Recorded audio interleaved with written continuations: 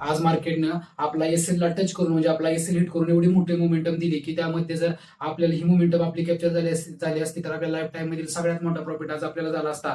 नमस्कार मित्रांनो, 30 days trading चॅलेंजचा आज दिवस 14वा. तर आज काय झाला आहे बघूयात आपल्या स्क्रीनवरती. 15 मिनिटांमध्ये सेलिंगसाठी एक लिक्विडिटी एरिया मार्क केला होता. या लेवलवर आल्यानंतर मार्केटने एक स्ट्रॉंग बेरी स्ट्रक्चर तयार करायला लागलं की आपण इथे एंट्री प्लॅन केली. रिट्रेसमेंटला आपला 25 पिपचा एसएल होता आणि आपण एंट्री इथे रिट्रेसमेंटला केली आणि एसएल लावला.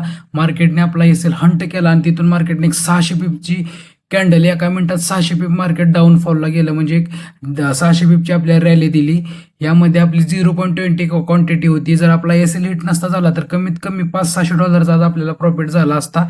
पण आपण काय करतो, आधी एंट्री घेतली स्ट्रिक्टली एसएल लावतो. त्यामुळे मार्केट म्हणजे आपण देताना तर 25 पिप देतोय, फिक्स असतं. त्यामुळे मी आधी स्ट्रिक्टली एसएल लावतो.